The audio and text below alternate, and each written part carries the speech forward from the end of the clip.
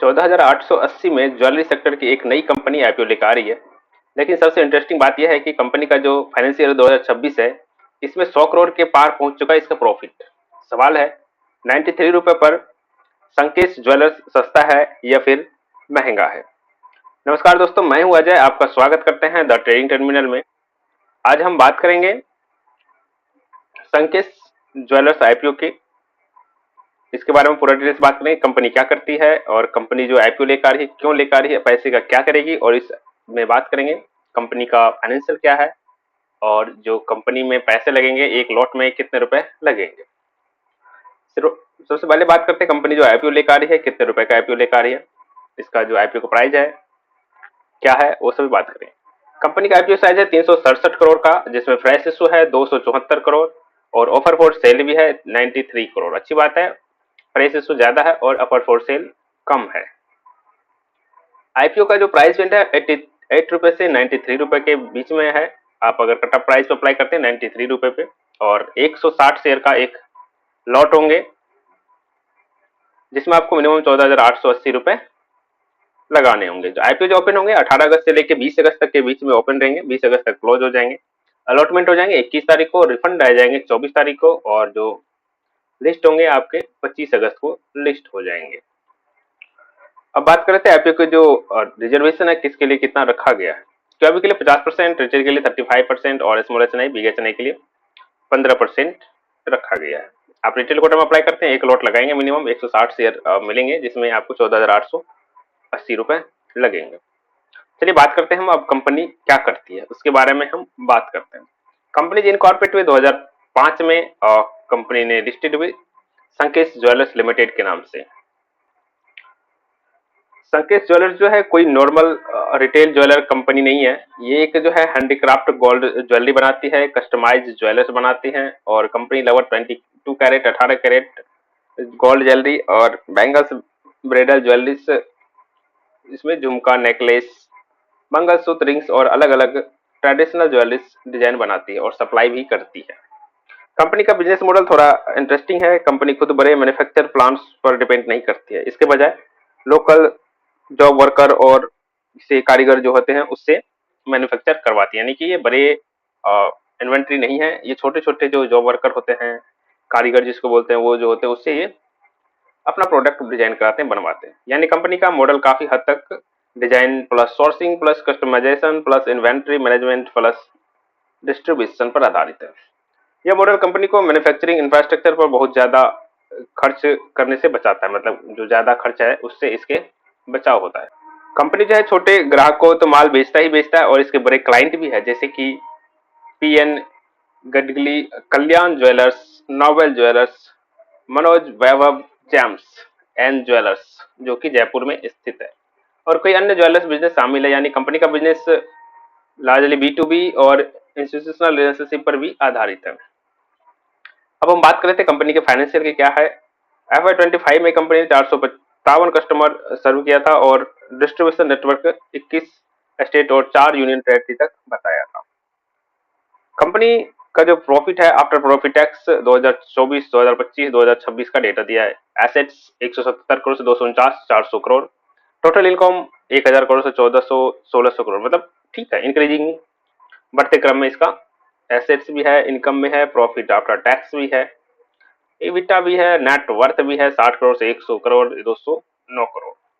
Profit after tax 2024 में 12 करोड़ था, 2025 में 40 करोड़ हो गए, 2026 में 106 करोड़ हो गए।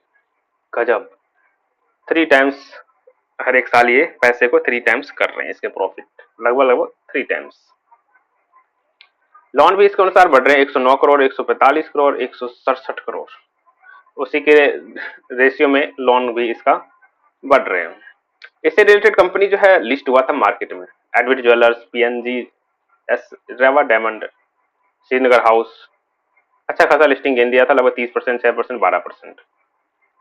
इसका पी रेशियो जो था 18, 10, 19 के आसपास इसका पी रेशियो था। चलिए कंपनी जो पैसे जुटा रही है उससे करेगी क्या, रिपेमेंट करेगी, अच्छी बात है। जो लोन है इसके ऊपर, कंपनी के ऊपर, वो इसे पेमेंट करेगी। फंडिंग वर्किंग कैपिटल में रिक्वायरमेंट है उसमें यूज करेंगे, और बाद बाकी जनरल कॉर्पोरेट पर्पज के लिए यूज करेंगे। कंपनी का जो पी रेशियो है लगभग 12 के आसपास है, 12.81 पी रेशियो, और मार्केट कैप जो है इसका 1367 करोड़ के आसपास हो जाएंगे। पी रेशियो पे ना ही महंगा है और ना ही सस्ता है। देखिए, क्योंकि अभी इससे जो पहले लिस्ट हुआ था एडविट 18 के पी रेशियो पर था और 33% का लिस्टिंग गेन दिया था उसने। कंपनी के बारे में जान लिए, कंपनी क्या करती है, आईपीओ कब आएंगे, कब खोलेंगे और कितने रुपए लगेंगे। अब हम बात कर लेते हैं कंपनी के स्ट्रॉन्ग पॉइंट क्या है और नेगेटिव पॉइंट क्या है। फिर हम बात करेंगे कंपनी में अप्लाई करना चाहिए, अवॉइड करना चाहिए। फिर हम बात करेंगे कंपनी का ग्रे मार्केट क्या चल रहा है। फिर हम लास्ट में जानेंगे हमें अप्लाई करना चाहिए या फिर अप्लाई नहीं। पहला रिस्क है कंपनी का जो गोल्ड है, सिल्वर, चांदी है, इसके भाव में उतार चढ़ाव। जैसे ट्रम्प साहब ने अगर कुछ बोल दिया तो गोल्ड का प्राइस ऊपर नीचे हो जाता है। इससे क्या होगा, वॉलेटिलिटी बढ़ती है, कंपनी को नुकसान हो सकता है। दूसरा क्या है, इसके जॉब वर्कर डिपेंडेंसी है। जो मैन्युफैक्चर करते हैं थर्ड पार्टी जॉब वर्कर पर ये कंपनी हद तक डिपेंड है। अगर वो छोड़ के जाते हैं तो इसे ढूंढ के मतलब लाने होंगे। इस तरह से शॉर्टेज प्रोडक्शन जो है इसके कम हो सकते हैं अदर कंपनी के अपेक्षा।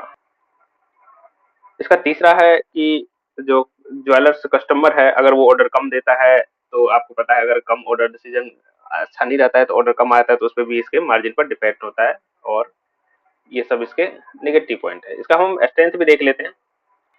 कंपनी 30 साल से इसके जो प्रोमोटर है उसको एक्सपीरियंस है, स्ट्रॉन्ग कस्टमर रिलेशनशिप है, 21 plus state plus 4 distributor network है। इसके FY26 में 1600 करोड़ का इसका रेवेन्यू आया था और पैट मार्जिन 106 करोड़ था।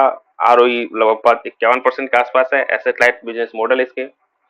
आईपीओ प्रोसेस और डेट रिपेमेंट में अच्छी बात कर रहे हैं कि आईपीओ से जो पैसा आ रहा है ये लोन में चुकता करेंगे। चलिए हम जान लेते हैं अब ग्रे मार्केट का क्या हाल है।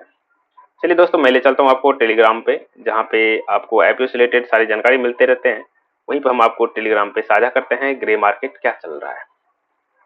पर डे का जो ग्रे मार्केट है मैं आपको अपडेट करते रहता हूँ। और आज जो आईपीओ क्लोज हुआ था सिप्रॉकेट और बहरीलाल, तो उसका अलॉटमेंट चांस मैंने आपको साझा किया, आप चेक कर सकते हैं। वैसे भी अलॉटमेंट होंगे मंडे को। संकेत ज्वेलर्स की बात करें हम तो इसका ग्रे मार्केट कुछ खास नहीं है। 6 रुपए के आसपास, लगभग 6% के आसपास अभी ग्रे मार्केट इसका चल रहा है। डिमांड बढ़ेंगे, मार्केट अच्छे होंगे तो डिमांड बढ़ेंगे और कंपनी अच्छे होंगे। कंपनी तो ऑलरेडी मुझे अभी तक प्रॉफिट अच्छा ही लगा है, कोई खास इसमें नेगेटिव पॉइंट तो है नहीं। बस नेगेटिव पॉइंट ये है कि इसके जो ज्वेलर्स है, इसके तो सारे कंपनी के लिए नेगेटिव पॉइंट होते हैं जो ज्वेलर्स कंपनी में काम करती है। अब क्या करना चाहिए, हमें अप्लाई करना चाहिए तो लॉन्ग टर्म के लिए या फिर शॉर्ट टर्म के लिए। पहले हम लॉन्ग टर्म के लिए बात कर लेते हैं। लॉन्ग टर्म के लिए ज्वेलरी है, 100% प्रॉफिट देंगे ही देंगे। जैसे इसका प्रॉफिट देख रहे हैं हर एक साल लगभग 3 गुना कर रहे हैं प्रॉफिट को। प्रॉफिट आफ्टर टैक्स इसका देख लीजिए, 12 करोड़ था 2024 में, 40 करोड़ हो गया 25 में, 26 में 106 करोड़। तो हर एक 2-3 साल में ये 1-2 साल में डबल ट्रिपल पैसे कर सकते हैं। ये तो हो गया लॉन्ग टर्म के लिए। अब शॉर्ट टर्म के लिए बात कर लेते हैं। शॉर्ट टर्म के लिए अगर इसका सब्सक्रिप्शन अच्छा आता है, क्रैबी का सब्सक्रिप्शन अच्छा आता है और साथ में मार्केट सेंटिमेंट अच्छा होता है और साथ में ग्रे मार्केट इसका लगभग 20-25% होता है, तो हम इसे अप्लाई करने का सोच सकते हैं। तो कैसा लगा आईपीओ संकेत ज्वेलर्स आईपीओ का कंपनी एनालिसिस। अगर पसंद आया है तो वीडियो को लाइक करें और ऐसे ही हर आईपीओ का financial analysis, P ratio, pair comparison, JMP subscription apply करने के लिए आप हमारे यूट्यूब चैनल को सब्सक्राइब कर सकते हैं, जिसमें आपको आईपीओ से रिलेटेड सारी जानकारी मिलते रहते हैं। चलिए मिलते हैं नेक्स्ट वीडियो में, तब तक के लिए जय हिंद,